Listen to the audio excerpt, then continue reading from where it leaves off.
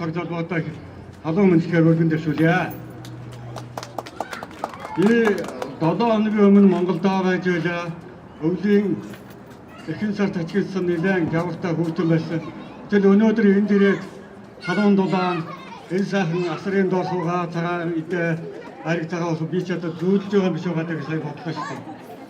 Энд ачигдсан өвл байсан чинь энд ийм сайхан наадад үзлаа Монголын нэг наадан болж байгаа юм шиг их сайхан сэтгэл хөдлөө.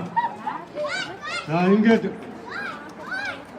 мөртөн монголчууд бид оройрон багтдаг арган жанаас алдуулсан өнөх холдох тутмаа ээж хүчин чангарч төлөг сан мордуулдаг шиг эх орноосоо бас хол байгаа ч гэсэн та нар маань энэ сайхан газраас амьдрах ухаан ажил хөдөлмөр сайн сайхныг сурч бас сайхан амьдарч цэцгэлж байгаад бид бүхийг бахархаж байна. Би бол жирийн нэг Монгол аавуудын нэг би та нартай их бахархаж байна. Надтай адил олон аавууд, олон ээжүүд бас та нараараа бахархах байх. Монгол эх орон чинь та нараараа бахархдаг удахгүй ирнэ.